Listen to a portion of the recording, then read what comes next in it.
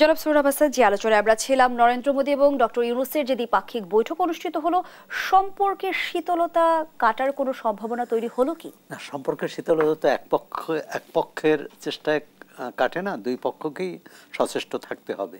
সেক্ষেত্রে বাংলাদেশ এই বৈঠকের পেছনে কিন্তু অনেক শ্রম, মেধার সময় দিয়েছে এবং বৈঠকটা হয়েছে।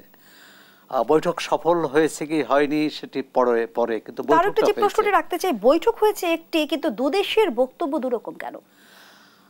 না, এটা দৃষ্টিভঙ্গির পার্থক্য থাকতেই পারে। হ্যাঁ, সেটা নিয়ে আমি খুব নেই।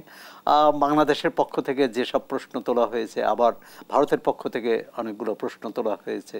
এখন এটা কূটনৈতিক পর্যায়ে, এটা শীর্ষ পর্যায়ে আলোচনা, সব আলোচনা হয় না।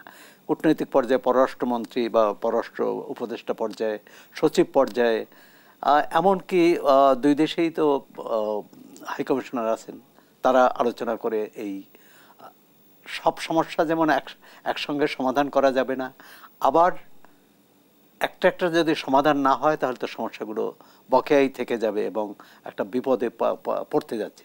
এর মধ্যেই যে সিদ্ধান্তটা ভারত নিয়েছে, আমি জানি না যে তারা আগে জানিয়েছে কিনা, কিন্তু এটি বাংলাদেশের জন্য কিন্তু একটা বজ্রাঘাত। আর নেপালে এবং ভুটানে যে পরিমাণ পণ্যই যায় সে তো বাধাগ্রস্ত হবে। আবার নেপাল এবং ভুটান থেকে যে পণ্য আসে, অর্থাৎ বাণিজ্য হয় কি করে? আর এই মোদী সরকার, তখন আওয়ামী লীগ সরকার ছিল এখানে, বা নেপালে যারা ছিল, এটা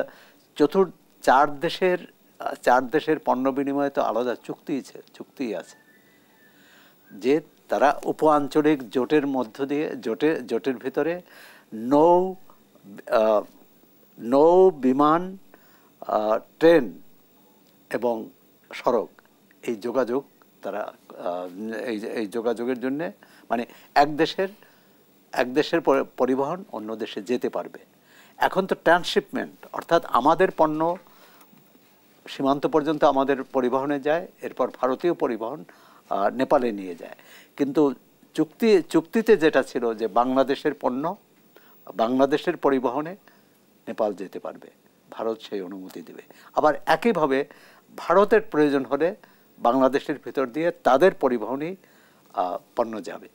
নৌপথে কিন্তু এটি আছে। ভারত থেকে, কলকাতা বন্দর থেকে যে পণ্য নৌপথে আসে, সেটা আশুগঞ্জ বন্দর দিয়ে কিন্তু উত্তর পূর্ব ভারতে যায়। এখন এরকম সীমান্ত বন্ধ করে দেওয়া, সীমান্ত এবং সব যোগাযোগ যদি বন্ধ হয়ে যায়, তাহলে তার দ্বিপক্ষীয় সম্পর্ক থাকে না। মানে ন্যূনতম যে কূটনৈতিক সম্পর্ক, যোগাযোগ এবং ব্যবসা বাণিজ্য, এরপর ভারতের সাথে আমাদের যে ব্যবসা বাণিজ্য আছে, আমরা আমদানি করি, তারা রপ্তানি করে, তারাই বেশি রপ্তানি করে, আমরা আমদানি করি বেশি, তারাও কিছু আমদানি করে, তাহলে সেক্ষেত্রেও তো একটি বিরূপ প্রতিক্রিয়া পড়তে পারে।